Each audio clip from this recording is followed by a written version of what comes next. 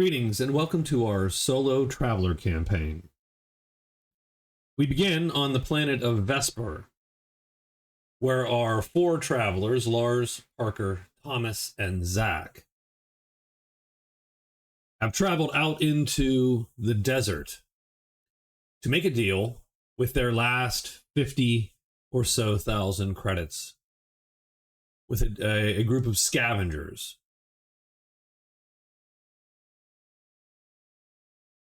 Several months ago, not one but two Imperial destroyers were downed over the planet, crashing into the nearby region, causing a fair bit of destruction and also irradiating much of the surrounding area. That doesn't deter the various scavengers and gangs from trying to collect parts, potentially very valuable parts from these military ships. And our group, in their attempt to keep their independent trade ship Badger flying, running out of cash and options, agreed to meet with one of these groups to buy some military-grade electronics parts for a very, very cut price.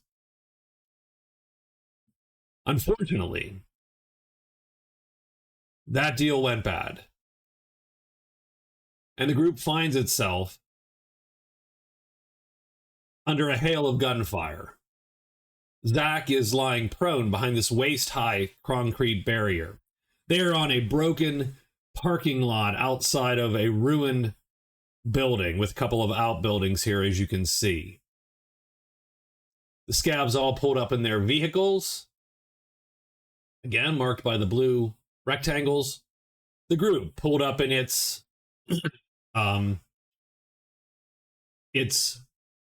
rented, we'll say, truck. They have an air raft in the ship, but they have a rented truck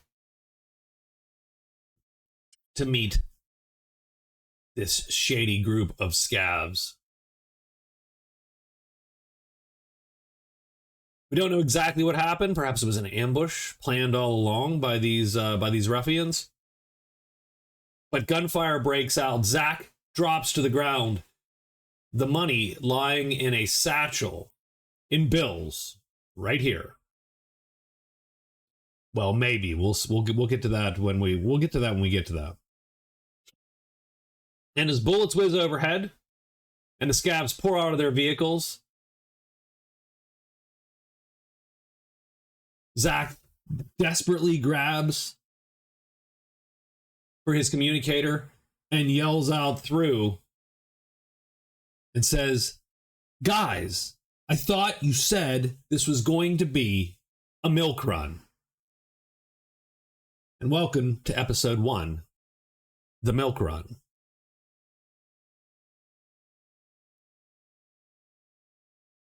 So yeah, the short story is that the premise is that our four travelers here, running out of money and options, take their last 50 or 60,000. I have to look and see. I think they have about 47. So we'll say 50,000. And the idea was to buy, whatever. The idea was that these scavs are going out into the desert, into these dangerous radiation zones, and maybe we'll talk about that at some point. How right? We're using fusion power, so how's their radiation? Turns out fusion power does still generate a lot of neutrons, and those neutrons have to go somewhere, and they tend to make things brittle and radioactive. So, so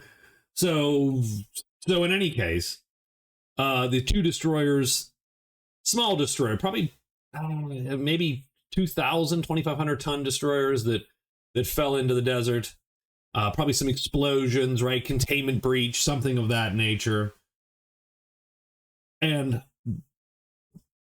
these scavs brave that radiation to rip parts and metal. And maybe they're, the group's like, well, we got 50,000. I don't know how they met up with these guys. We'll have to figure that out. Who their contact was that set them up. Maybe the contact did indeed set them up in all senses of the word. But they thought they were going to trade $50,000 for something close to $200,000 to $250,000 worth of scavenged bootleg electronics from these destroyers. Small, compact package worth a lot of money. Sign me up. But, again, the deal goes bad. Maybe the scavs were planning this all along.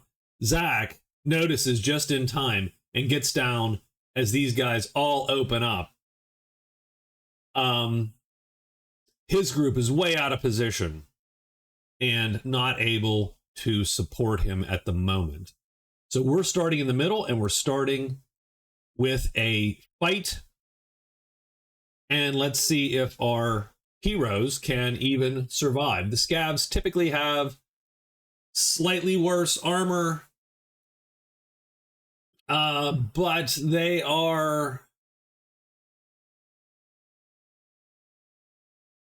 they're not bad at their jobs, right? They're not bad at their, they have essentially 1 point in gun combat skill. Everyone is using sort of a typical slug thrower, and we've talked about some of the rule changes and the changes to guns and so on that I have made in previous videos.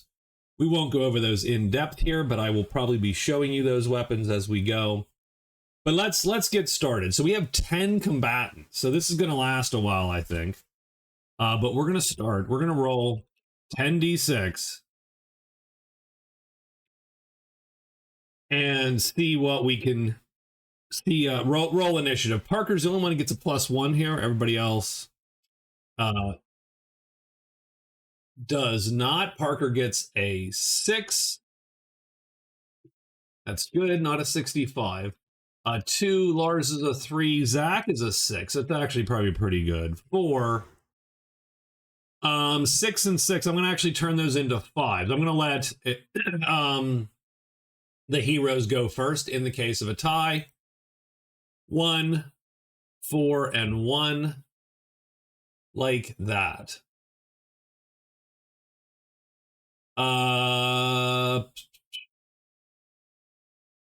Okay. I think that's our order right there. So Zach is first. Okay. So this scav is right there. Currently, he can see Zach start if he goes over the top of this thing. Zach is pressed up against, sort of desperately pressed up against this barrier, which is about waist high. And he is going to look to see where the money is, and in the haste and the chaos of those first bullets starting to fly and him lunging to the ground, I'm going to say that this thing might be not on the barrier. That's a 1 in 4 chance that it is on the barrier, exactly where he left it. 6, so it is not. So we're going to roll a d6 to see where it ended up. 1, 2, 3. So this is the one direction. Northwest is going to be the one direction when we need to have a compass direction. So it flew off this way, and now we're going to do 1d3 hex. So it is on the ground there. So not terrible.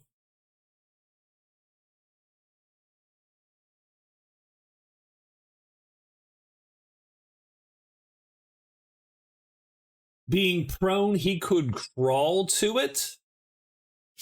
I don't know how I feel about that. This guy is very dangerous to our man, Zach. Let's, and our guys are way out, like I said, way out of position. We're going to go 1, 2, 3. I think we're going to crawl right there. And that's our move. We get 3 actions, or we get 1 and 1. 1 minor and 1 major action. Or 3 minors. Parker's up next.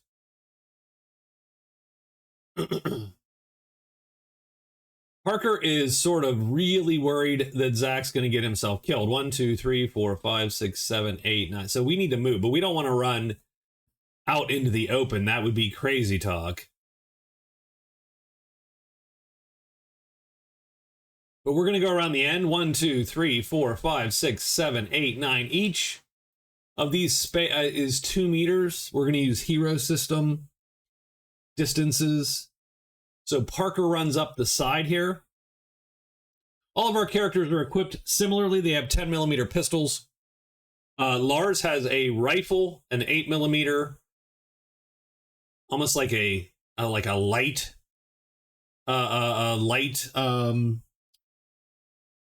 assault rifle. Scav 3, 2, 5, and 1. Ooh, God, that's a lot of scavs. We have a lot of scavs. We did run this combat previously as a test, and we did up the number of scavs. We might have overdone it. We're going to see. 1, 2, 3. He's going to move up. I don't think he can.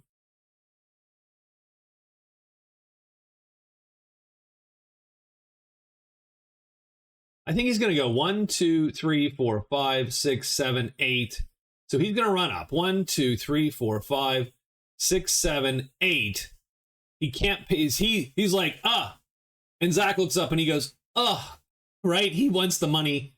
We all want the money. Scav 2 is going to make his way up 1, 2, 3, 4, 5, 6, 7, 8. There's no facing as far as I know. Scav 5. 2, 3, 4, 5. I think they come up and they're going to make a little firing line here with the cover that they have. Scav 1 is going to go. Can Scav 1 see our man Parker? No. Well, he can. He can see. He's looking over this. So I think he takes a pot shot at Parker. So we are 8 hexes away.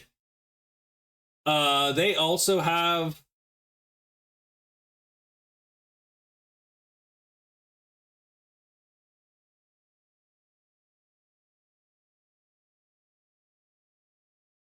I'm going to take that off of that crap gun just because it's crap anyway. They're going to have the mean streets 9 millimeters. He's at a -2 to hit at that distance, but he does get a +1, and he is aiming, so he is even up actually at that range. So he pops over and takes a pod shot, and he needs an 8 to hit Parker as Parker runs up. He gets an 11. That looks like a 3 effect hit on poor Parker.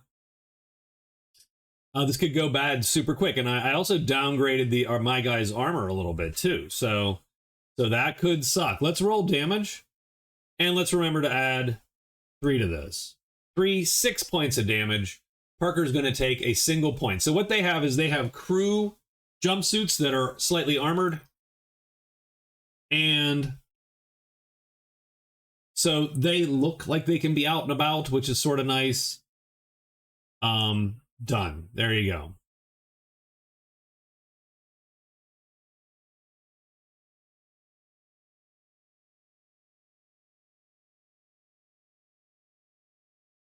Lars.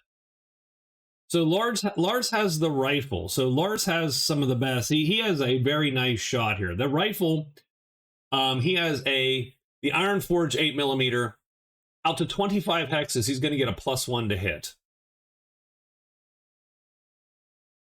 So very good. He also has auto fire and snap 1, which means he takes penalty if he snap fires, meaning he does not aim. So he is going to aim.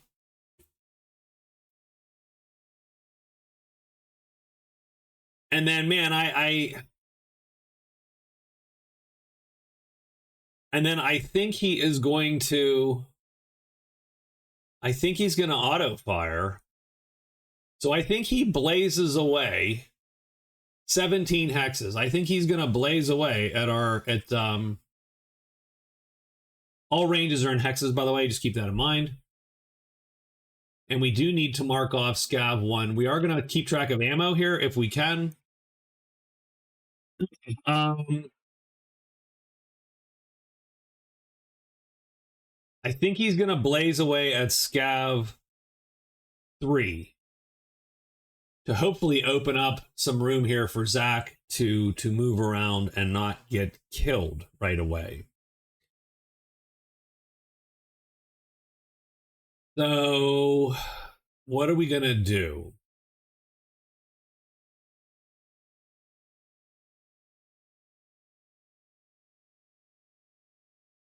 So auto 2 means that he can use 6 rounds. We're just going to put a big 6 there. He burns 6 rounds. He takes 2 shots at this guy. Plus 4 total, though. No cover. I don't think Zach gives him cover because I think Zach is mostly laying down. So I'm going to say that that shot is unimpeded to scav 3. And he's going to take 2 shots. So there we go. So that's an 11. We need an 8 or above to hit, so that's a 3 effect. And a 4 effect. 3 and 4. Oops, I said 4 and 4. That's 3 and 4. So 3 and 4. This rifle does 3D minus 1, I believe. 3D minus 1. We add 3 to that. That is 12. We add 4 to that. That is... Oh, no, I'm sorry. We add 3 to that. It's 14.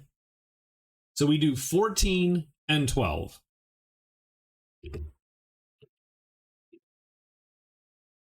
Okay, these guys have 4 defense armor. They have, like, you know, leathers, and they have apocalyptic Mad Max armor. So he's going to take 10, which is going to knock this down to 0, and he's going to take this rest of that off of strength. So that's 10. He now takes 8 points. Either way, he's going to be knocked out. He can either take it off of Dex, but he's taking 8, or he can take it off of strength. Doesn't matter. He is KO'd. That's good news for the team here, I think. I think we were getting concerned that I was in a little bit of trouble. Thomas is going to step out to here. And I suppose he's going to take a pot shot at scav 1. Now, Thomas is not in any way, shape, or form a fighter. 13 away. We have 10 millimeters. That's -2, -4 because of cover. Wow, you're never going to hit. He's never going to hit. So I think what he does instead is move here and then aim twice at scav 2. So I'm going to put 2 little widgets by him to indicate that he's aiming twice at our scav there. Now the dangerous guys go. Scav 6 with a submachine gun. So he's going to come up 1, 2, 3, 4, 5. So that is 2 of his actions. Now he's actually going to be behind this cover, but he's in this hex. So he is done. I think scav 6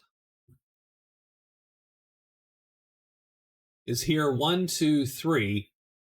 Open the door. 1, 2, 3. So he's going to go in here. There are windows here.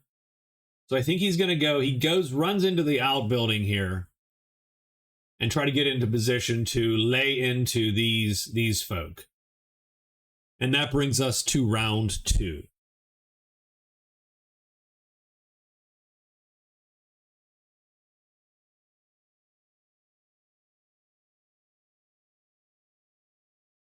So if he grabs this, that's an action. That's one of his minor actions. So he picks this up. That's a minor action. Pretty sure that we're going to call that one of his 3 actions.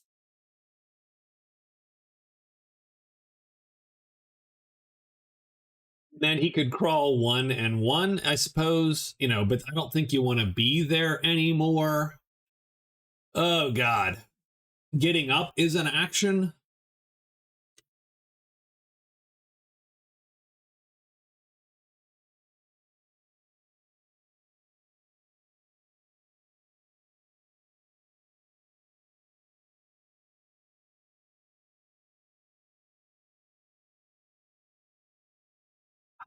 I mean, we definitely want to get the money and get out of Dog, right? I mean, there's really no good.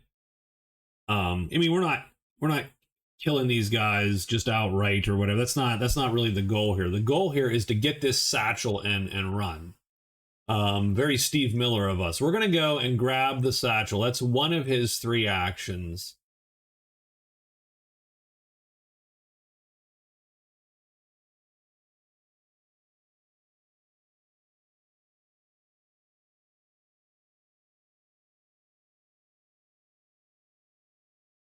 The only problem is there is a hail of gunfire coming his way if he gets up.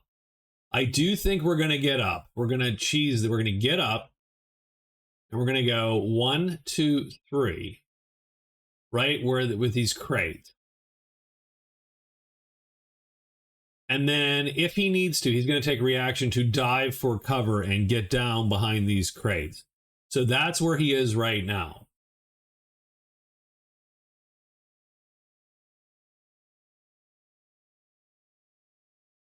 Ooh, I don't know the. Ooh, I don't really want to like this. No. I don't like this. I don't like this at all. I don't like where Parker is right now. Let's go. 2, 3. These are, essentially big posts. They can provide, I suppose, a little bit of cover to gunfire, but boy, it's a lot of gunfire. It's a lot of gunfire we're potentially dealing with.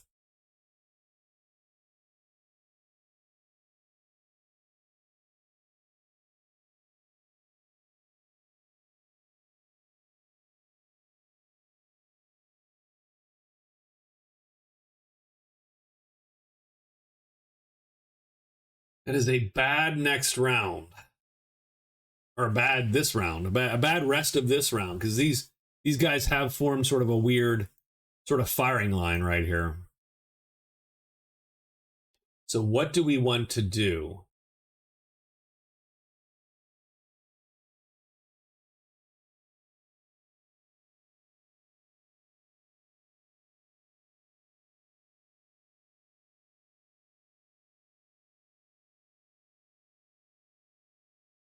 I do think we have to. I think Lars is going to sit back. So I picture him with the door to the truck open. And he's got the rifle sort of perched on that. And he is just sighting down the sights, looking down the sights, and just popping these guys when he can.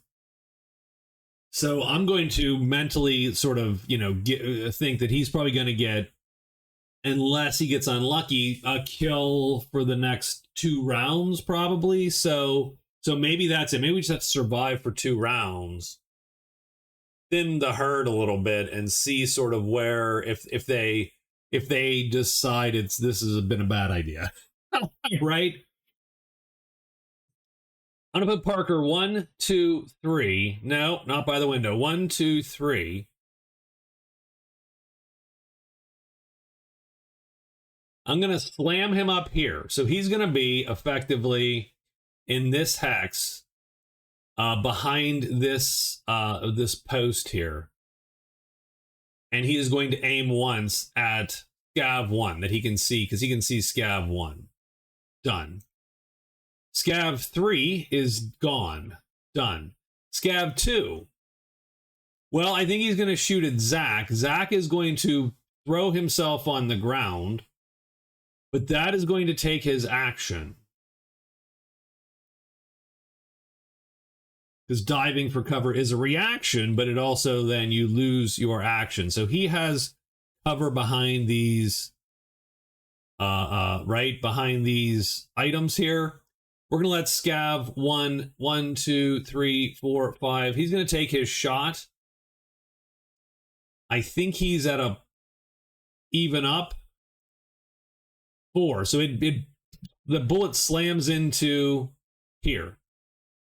So scav 2 takes a shot. I suppose I need to track ammo. I probably don't need to track their ammo quite as much. But we're going to scav 5. Same thing, takes a pot shot at Zach. Give me 1 second. I'm going to pause for 1 second just to go get the Traveler book. Yeah, so it's a +2 or a -2 to hit him because of the cover, and maybe the crates provide a point or two of protection in addition if he does get hit. We will see. So, Scav 5 is going to take a pot shot at him as well. I think Scav 5 is also even up. 6 is going to miss. And then Scav 1...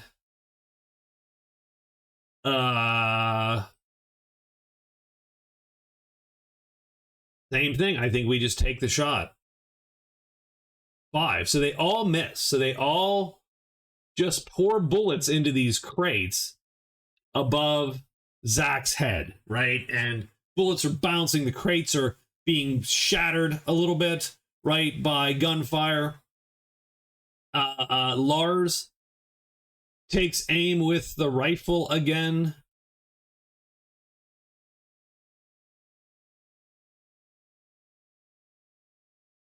I'm terrified of the submachine gunners, by the way.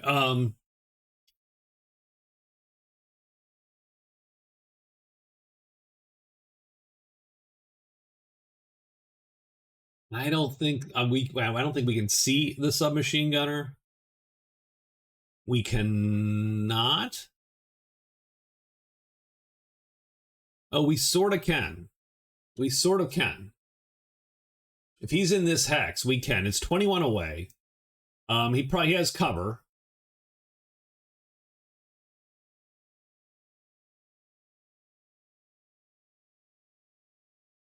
We can indeed see his see that hex.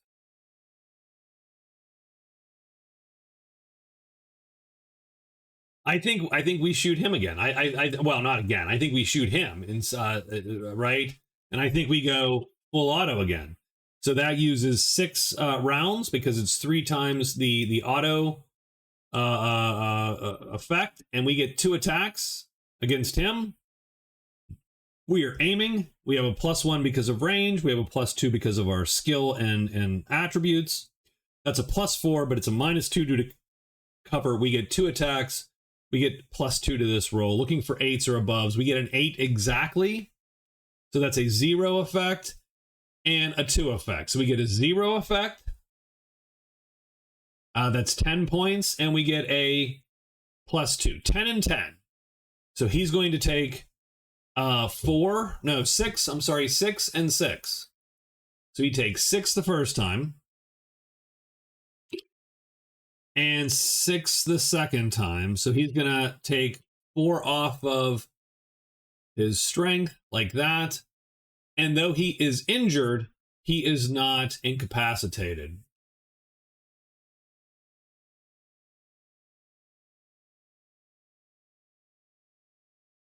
Thomas was carefully aiming. Thomas is going to take a shot at Scav 1.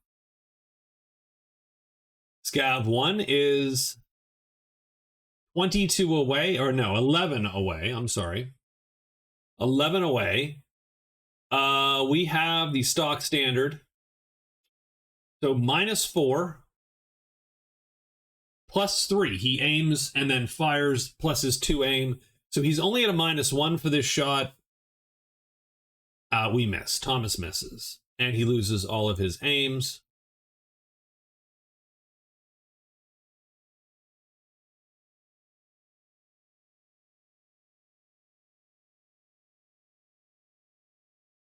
We're going to get up to the window. I don't think I can see Parker.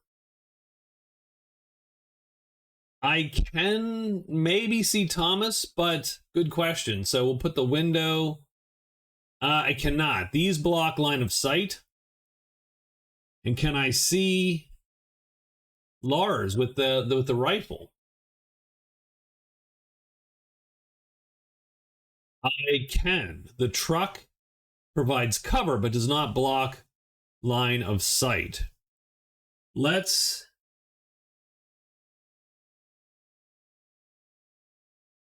how far is that? That is 16 hexes for the Iron's Forge 9mm submachine gun. It has auto 3.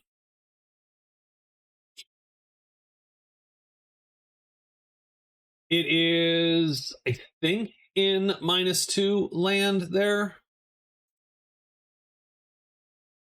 16 hexes away. That puts us here in the 4th range category. So it's a -2 to hit each time, -4 to hit each time. He's going to get a +2. So it's a -2 to hit. He's going to auto fire, all out auto fire. So that's 3 shots. So 3 shots at a -2. He gets a 6. He gets an 8. That's a 0 effect hit and a 3. So a 0 effect hit on our guy. This does 3D -3, I believe. Yep, 3D -3. On Lars. Ooh, Lars takes 8 minus the 5 for the armor. And he takes 3 points, right? So 8, blah, blah, blah, -5, 3. And so he is down to 4. So he gets sort of, you know, probably winged in the shoulder.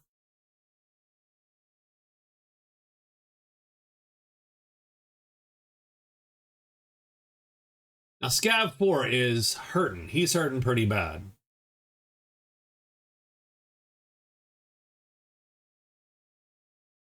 He is hurting pretty bad. Having said that, it is very possible that he can take... He might be able to sort of take Zach out a little bit. So maybe he auto fires. We're just burning bullets, like we don't have to pay for him, right? Yeah. So he's gonna auto fire. I think he's in a +2 range there. Or not a +2. I mean, he's... So yeah, 5 hexes. So that's gonna give him +1 because of range, +1 because of his skill. So +2. -2 because Zach is diving for cover. Zach is going to take an additional reaction. Can you take a reaction though? No, probably not, because he doesn't get an action next time, so it's sort of pointless to. So we'll give him just straight up 0s on these 3 attacks. He will get like a point of extra cover if he is hit, or extra protection. 8, so that's a 0 hit. 9 is a 1 effect hit. 10 is a 2 effect hit. 0, 1, and 2. That is bad, bad, and bad on Zach here. Zach takes 7 -6. Remember, he gets 1 extra from the crates I gave him because he dove for cover. So that is 1 point of damage.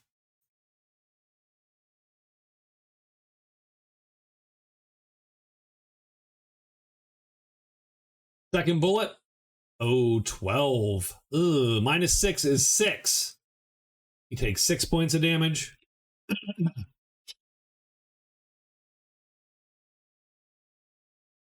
And 6 minus 6 is 0. 0 point. Oh, that's +2. So he takes 2 points of damage because of the effect.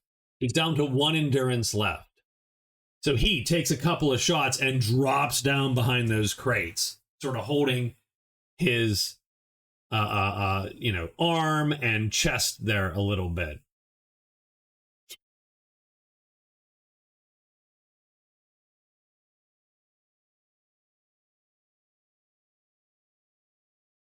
Zach is up, but he loses his action because he dove for cover for all the good it did him. It did him a little bit good. But yeah, he got jacked up pretty darn good there.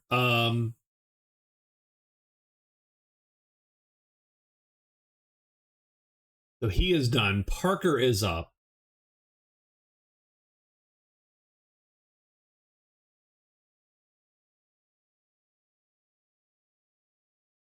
Parker is going to aim and shoot. So that's 2 aim.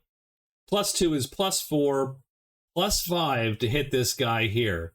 So he is going to take his +5 shot. -2 because of cover. So he's 3 up, Parker. Parker rolls a 7. That's 8, 9, 10. He hits the guy for a 2 effect injury. He does 10 points. Plus 2 is 12 points. Minus the 4 armor. He takes 8. Injures that guy. Aim goes away.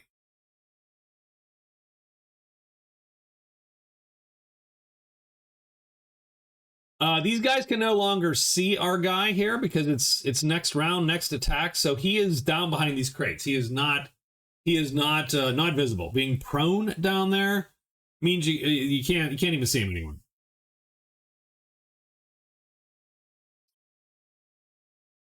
That's great. He's going to take a shot at Thomas. That's going to miss. So scav 2. So we need to do a couple things. We had scav. So Parker shot.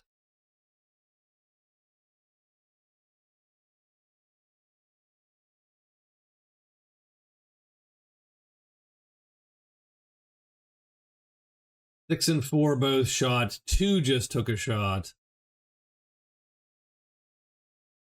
Scav 5 is going to take a shot. He will take a shot at...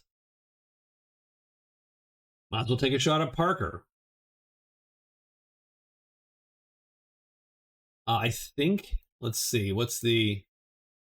He is technically in this front hex. So he is 6 hexes away. 6 hexes away with the mean streets is still a -2 to hit. So -2, -4, +1, -3. He gets a 10, but that's going to be a miss. So scav 5 shoots and misses.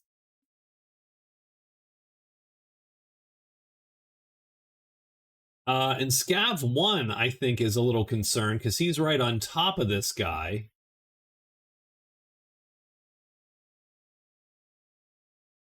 So he's going to take a shot back. So what is that? That is an even up shot, and that is going to miss.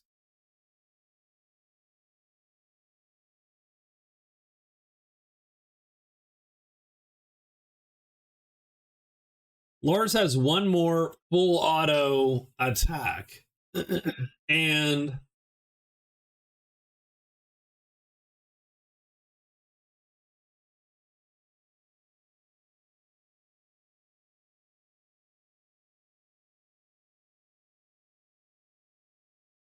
I think he feels the need. He's got to protect his guy, right? So we're going to...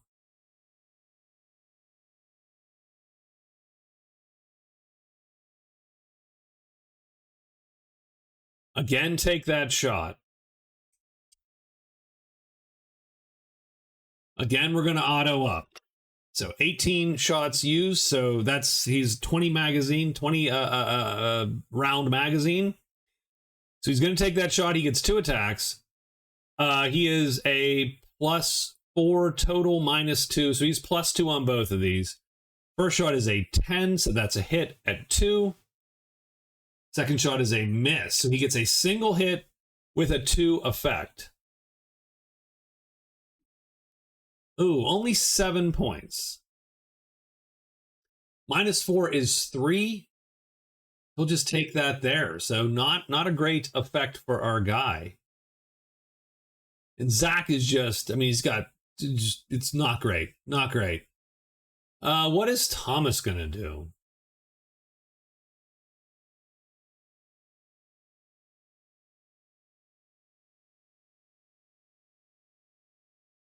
One, two, three, 4, 5, 6, 7, 8, 9. Can he see him from there, or is that going to be... I think he can. I think that is a clear enough shot.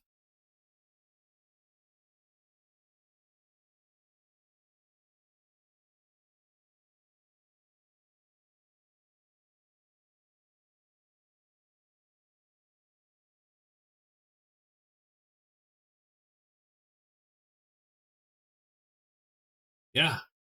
So maybe he doesn't want to be there. I mean,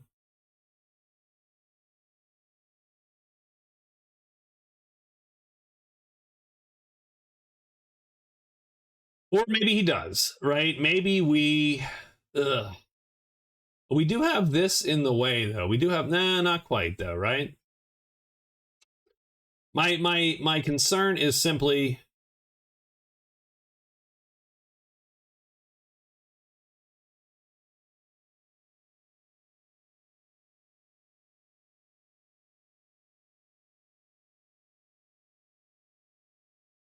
we can go here or here. Here, no one can see you. Here, he can be seen. We might want him to be seen. We're just going to run him up there and let him be seen. I think 6 is going to. They have 20 round magazines also. Ugh. Doesn't take that much to reload. Unfortunately, only one minor action, so it's not like it's a huge deal.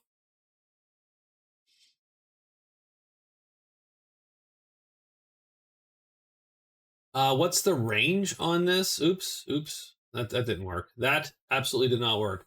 What is the range on this? The range is 16 hexes. So that does put him in the -2. So he's going to be a -4. +1. 2 if he aims. I say he does. He's going to blaze away again. 18. 3 attacks. -2 to all these attacks. So that's a miss. That is a hit, unfortunately, and a miss. The hit is a 2 effect hit. So 6, 7, 8 minus the 5. He takes 3 more points. We are getting nickel and dimed here a little bit. Now, Scav 4 is looking a little rough.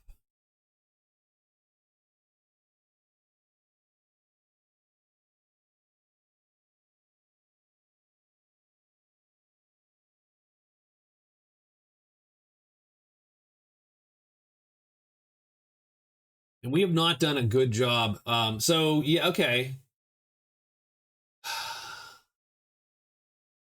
Can't see him. You can see Thomas.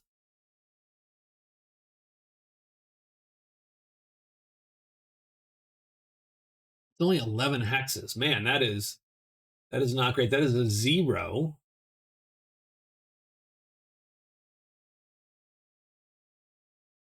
Yeah, I don't know that I was stood out there if I'd counted correctly. Like, right? Does Thomas have any reaction? He does not. He does not have a reaction. He does. He could dive for cover. And sort of throw himself, I would argue, right here behind cover to give a -2. Which would make all his shots even up if he blazed away.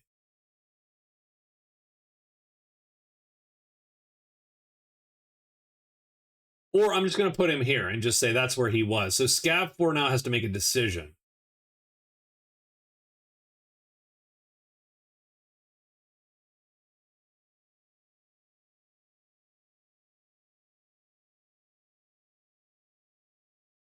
He could get up there and shoot Zach, but he is going to then be gunned down by the rifleman, I think. I don't know that that's a good look for him.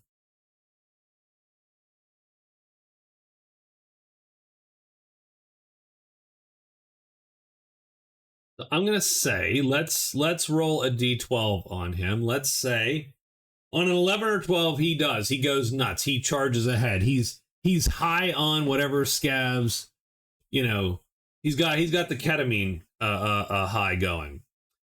Otherwise, he's going to back off a second and sort of regroup here and try to sort of reposition.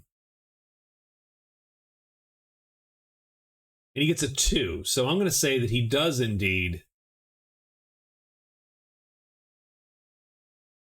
He is going to reposition. 1, 2, 3.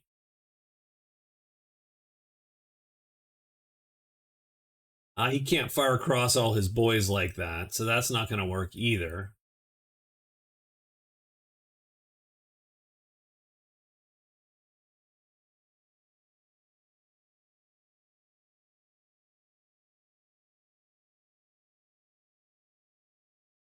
I'm going to put him here behind that post. And he's going to try to work his way around. Zach has an action. And he's going to get up. Oh, he might. We're going to get up and go 1, 2, 3, 4, 5, 6. And try to duck around this corner as best we can.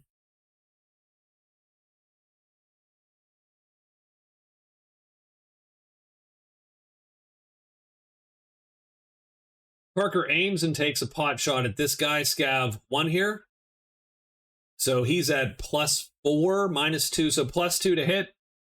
Gets a 12, that's a 14. That's in effect 6 hit. We rolled 12, +6 is 18, -4, we do 14. He is killed outright. Maybe these scavs are starting to rethink their life choices. One guy is unconscious. That guy is dead. Parker just lays into him.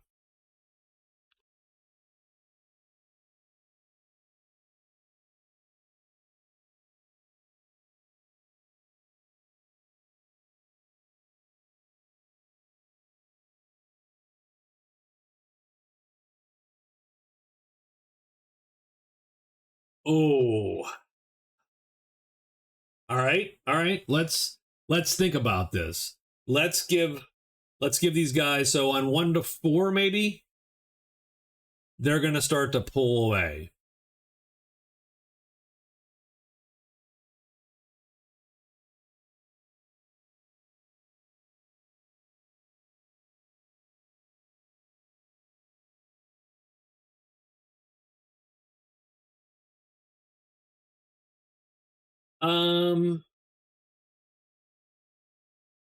Let's see. Yeah, 2 of their numbers. So a third of their number is down, plus an injured. Let's give them a 5. 1 and 5, or 1 to 5 on 12. 4. All right. I think this combat is going to effectively be over. Scavs are going to go 1, 2, 3, 4, and he's going to open up. He grabs his guy 1, and they start to pull back.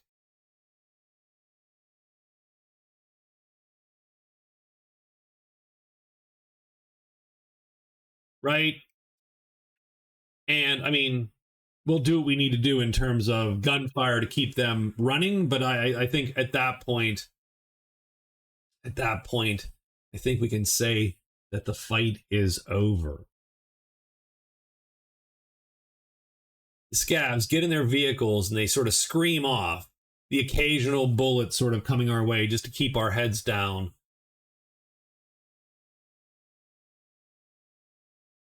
The crew regroups. There is like a med kit in the truck. We're not very good at all that. We need a doctor in this party, I think. We have medic 1. Parker has medic 1. We have some medic 0, I believe, also.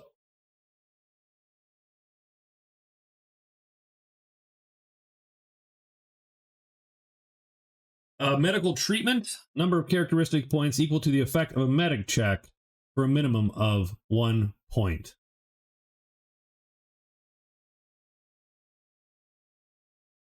So what we're going to do is we will apply a little bit of medicine here.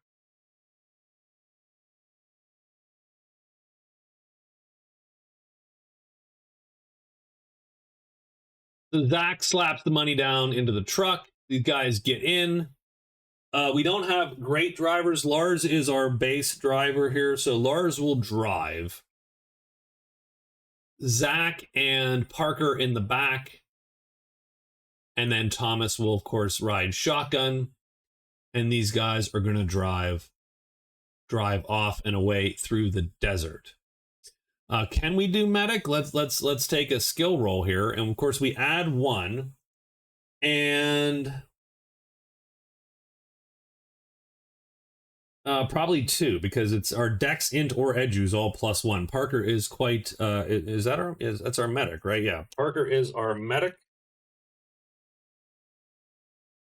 And so let's roll, and we'll add 2 to this. 6, so we don't get anything. Wah, wah. Okay. So we don't get anything actually out of that. No one is in any imminent danger, but everyone is roughed up a little bit.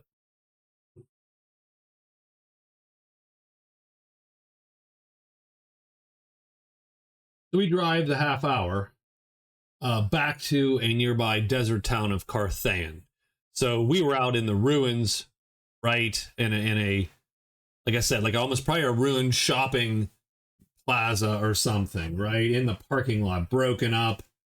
There's maybe a little bit of a wind kicking up and a little bit of a sand, sort of little sand in the air.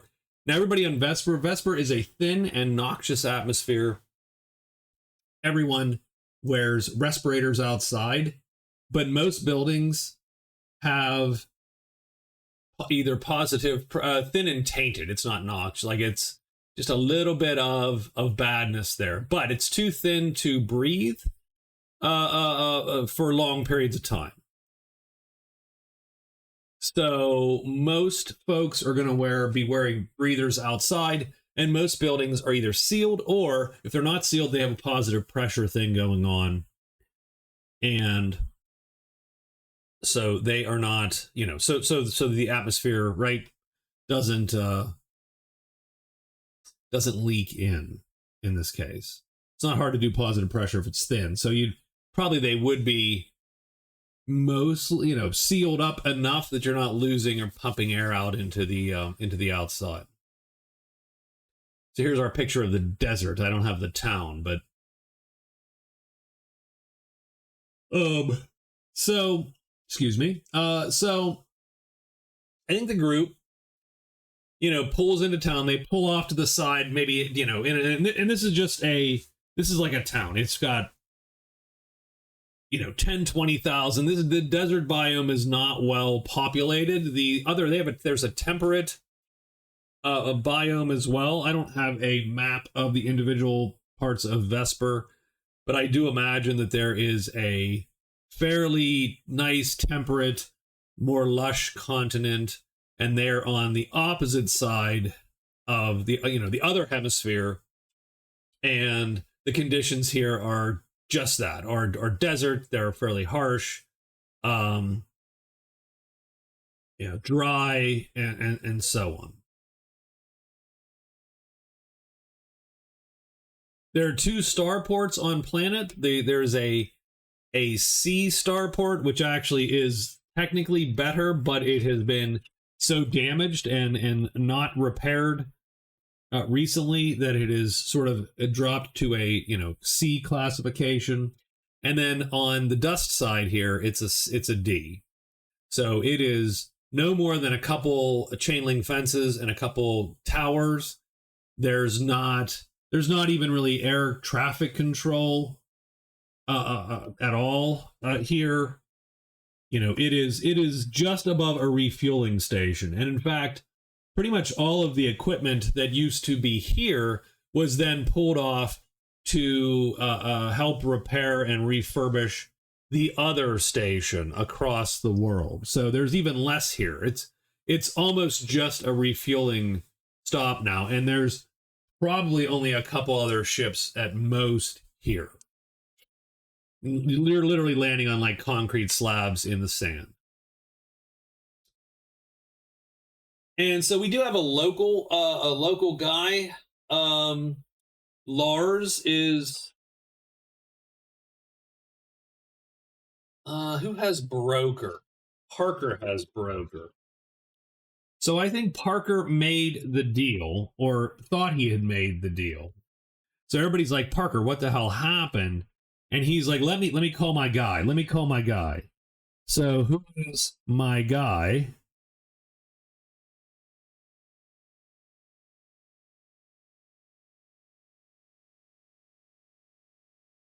Uh, Devin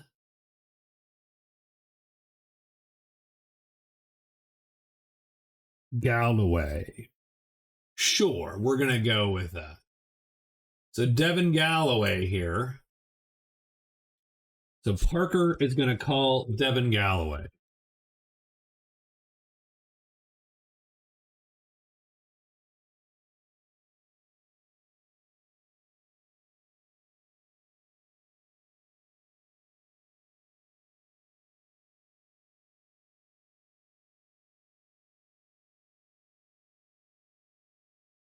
A local fixer, fence, right? Knowledge broker, whatever. And that's our guy. That's the guy that set us up. He's the one who has dealt with the scavs in the past. And we're gonna call. We're right. So we're at, believe it or not, um, we're at a almost an old fashioned payphone, effectively. And thankfully, we can do that because we have converted most of our money, if not all of it, to bills to pay the scavs, because the scavs don't operate. A lot of them don't operate on the the rest of the grid of uh, um they wouldn't have electronic banking effectively, and the desert is not in not in a good way. So Parker's gonna call him and he's gonna tell him what happened. He's gonna be like, "What is going on? What happened, man? Those scavs were not, they were not what you said they were. They came after us with a vengeance and tried to steal the cash."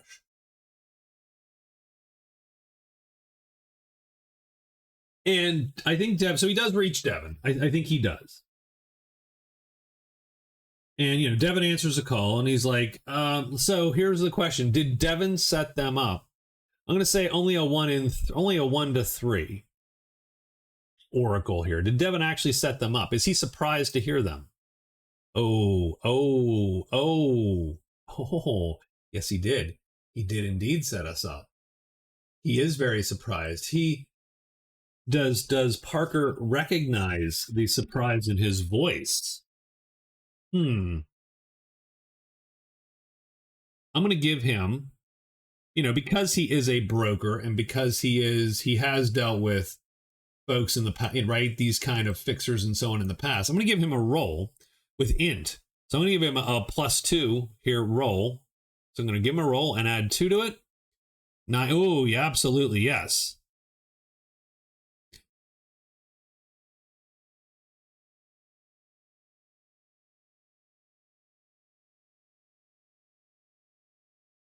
I'm going to say that this broker probably operates on Dust side because he knows these scavs.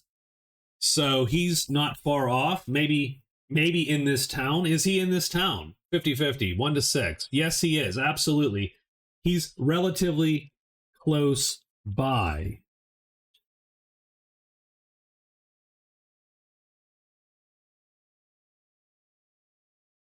Okay, so we were set up by our boy Devin. That stinks. Devin is surprised.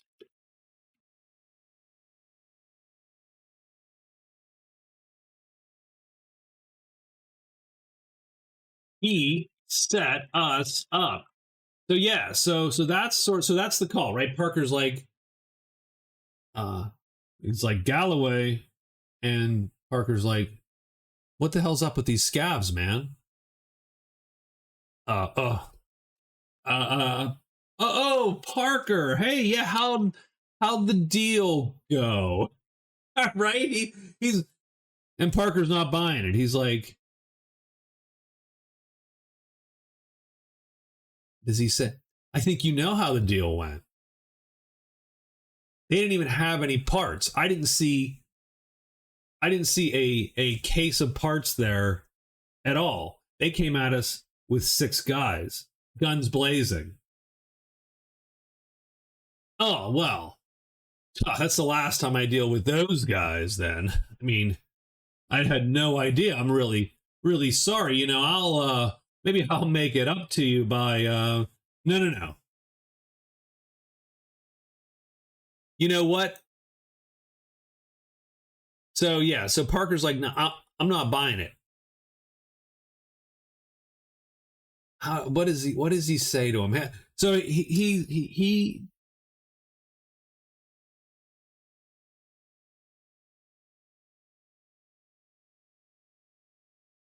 I thought so. Yeah. So he jumps on him. He's like, "What do you mean you're not going to deal with him again?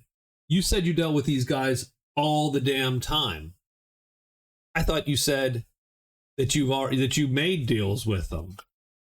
And then Devin is, "Oh well,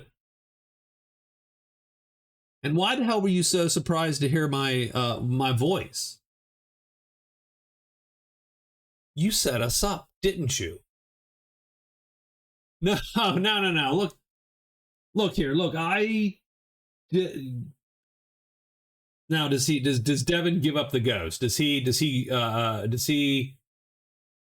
no, he tries the charade. He tries, one or two more lies. Look, I didn't know what was gonna happen. Um I didn't know that was gonna happen. These guys were trustworthy, and you must have just, you must have said so, you must have done something to piss them off. Don't go blaming this on me.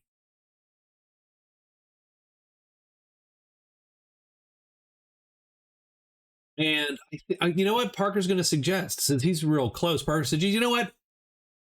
You just stay put. We'll come and say, and we'll come and have a chat, and you can tell us what the hell is going on with these scavers that you set us up with." And Parker sounds angry, and Devin says, "Well, so let's see. Are we gonna?"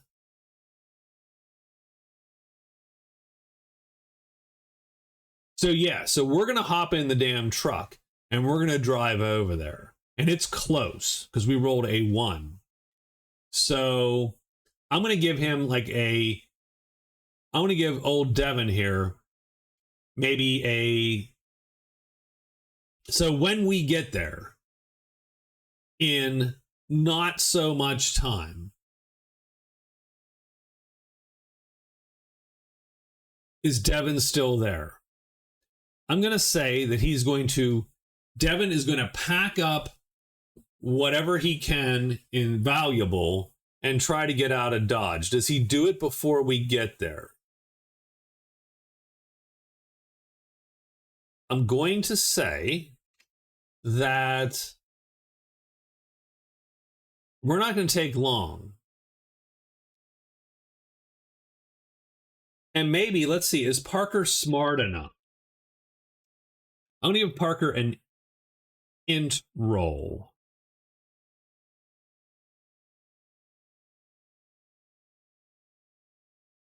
8. So he barely makes it, but he does make it.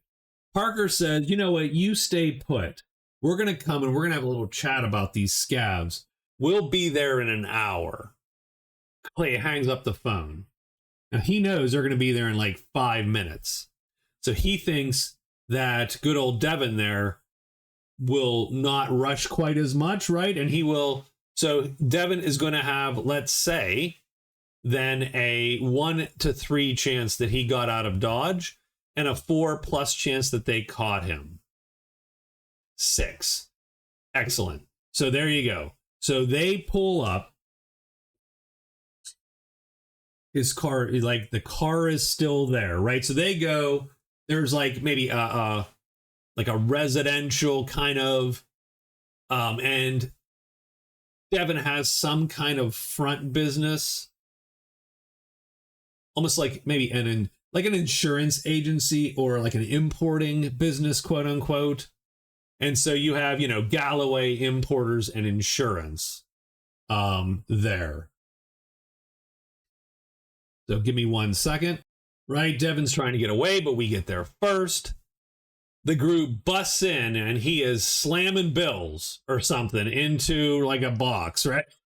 Right? He's grabbing shit and slamming bills into a box or whatever, trying to, or a bag, a duffel, right? And he's just gonna grab into his car, and we're like, "Hey, Devin." And Devin turns around and he's like, "Oh shit," right? You know, and probably a thin guy, shirt unbuttoned. I'm getting a 70s vibe from Vesper, from the planet. And of course, everything's warm because it's just warm here, and they're sort of sweaty. And Zach sort of pulls his mask off. His pistol's already out, and he's like, or Parker, right? Parker, and his pistol's out, and he's like, "Hey, Devin, where are you going?" and Devin's like, "No, hey, guys, well, let's not be hasty."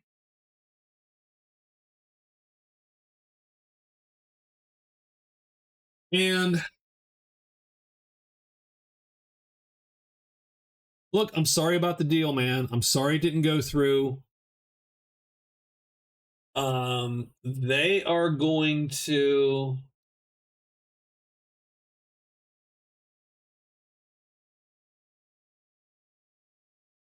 I think Lars and Parker sort of push up into the room, and there's not like he doesn't have a bunch of bodyguards or anything, right? He's alone. He's running this ramshackle business. They're gonna grab him. What we got? We got a 4. Actually, Lars has unarmed melee, so we'll give him unarmed +2. So he gets a +2 on this. Oh, 4. So you know, he is putting the desk between. So Galloway puts the desk between us and them, us and him.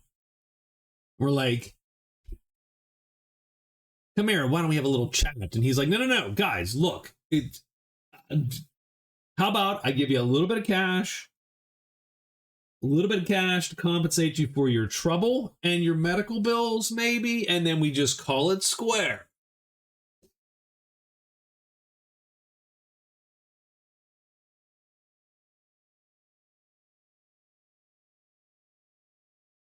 And I think, the group is, I mean, we're not gonna, we're not, these guys aren't murderers or cold-blooded killers or whatever, but they are pissed. And they're like, well, yeah, maybe we will take a little bit of cash for our medical bills, right? And in the background, Devin happens to have the TV on, the news, right, or whatever. It's just in the background, droning on, showing some kind of parade in the capital of Vesper, because of course of their successfully pushing back the Imperials and claiming Vesper for Vesporans and claiming Sunder for Sundarans. And at some point, as they're sort of, maybe they even grab him finally, right? Like Lars just sort of plucks him from behind the desk and just holds him while he sort of struggles. But he's not. I don't feel he's a big. I don't feel he's a big guy. Like he has a 7, right? Lars is a 10. He's got unarmed, so he probably just grabs him and right. He struggles a little bit. But then Thomas nudges these guys. He's like, guys, check this out. And the news person is sort of reading the bulletin. And a bulletin from the Vesporan Central Authority, Revolutionary Authority, due to the need for a functioning and powerful Navy and Merchant Marine to protect the glorious Vesporan Revolution.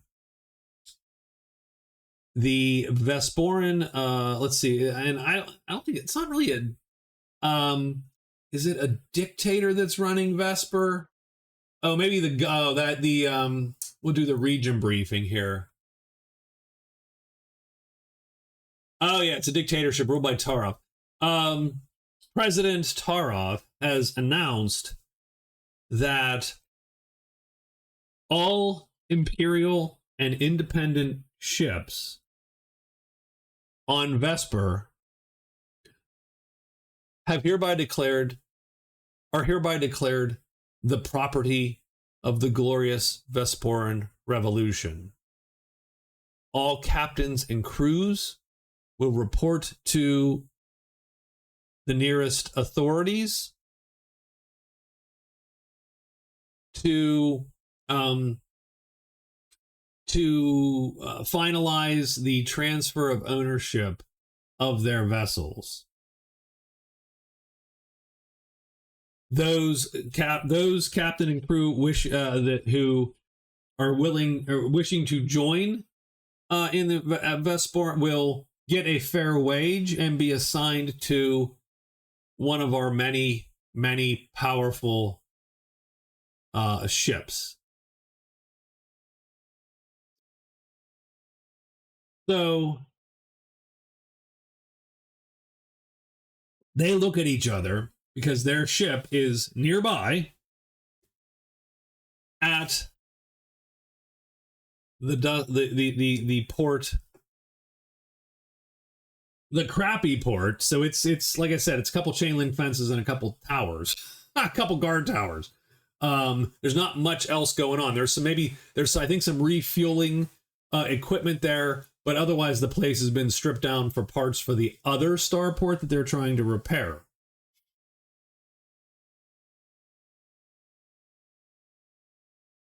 And I think Galloway's like, you guys better get moving or else you're screwed. And now he's seen that their mood has turned, right?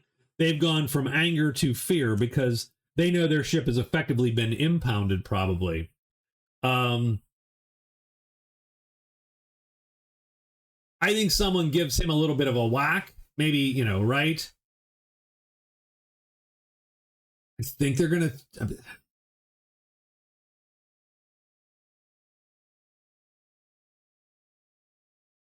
Do they think they might need this guy? Oh, God, it's so hard. Are they pissed? I think that they might be pissed. Let's see. Lars, like an int of 8. He's not a dumb guy. He's sort of pissed, though. And he's a native. He's a native of the planet. Like, he is literally a Vesporan national. I have to think about sort of where these guys come from. 3. You know what? I think he just takes this guy, clocks him. Clunk. Oh, man. And then grabs his, gets his arms behind his back. And, zip ties him or something, right? Like he, stuffs a cloth in his mouth and zip ties him. He doesn't want this dude calling the police or anything or notifying the port authority that we're on the way. So I think he clubs him, ties him up, and then, we're going to clean out the damn cash drawer here. So let's take a quick look in terms of the cash drawer. What do we have?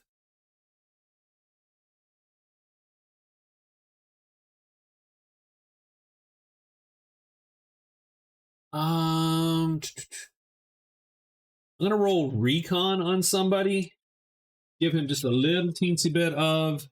We do have a guy with recon 1, and it'll be a recon int, but that's not going to do any good. It's just recon 1. So we add 1, 7, 8. That is just a success, so at least it's a success. And so I'm going to say that we find 66. So 19. So we actually find his stash. It's hidden. He has a little bit of stash with like a couple $1,000, but then he has something like the secret under the desk button kind of thing, right? He pops it, and there's a total of $19,000. And so add to our 50, we now have 69, $50,000. So we have 50K plus 19K. And Parker's like, for medical bills.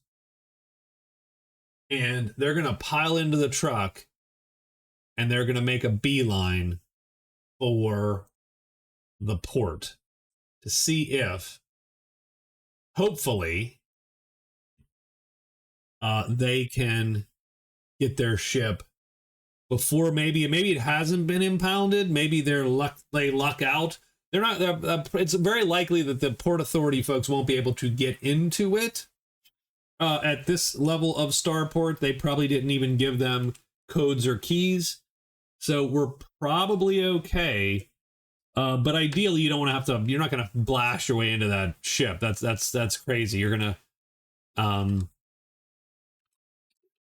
So we grab Devin and threaten him. He tries to weasel his way out. In the meantime, we hear a news announcement.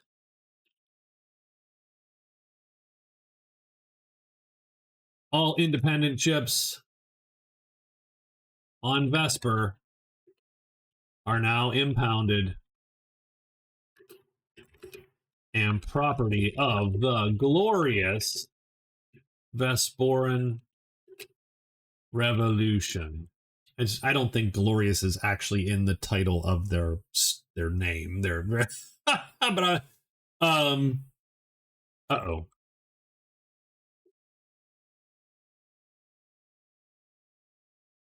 We KO Devin, sort of, and take his stash of 19K. We now have 69K and head to the port. And that is where we will end the episode, guys. Thank you for watching and listening. A lot of combat in this one, but again, I wanted to test and so on, but we have to somehow manage to escape this port and then escape Vesper itself. Thank you for watching. We're going to hope to at least have one a week of these and one a week of the other, the Runebearer game. So we will see. We'll see how it goes. Tell me what you think. Please like, please subscribe and comment. Do all the YouTube things so that these videos can actually get out and get sort of a following. And that'll encourage me to make more and make them at a higher frequency, and maybe we'll spread out into other games as we go and so on. But, like and subscribe and all that jazz. I will talk to y'all later. Thank you very much. This has been Traveler, our solo campaign, the journey of the NTS Badger, Independent Trade Ship Badger. And we'll see you in a bit. Bye-bye.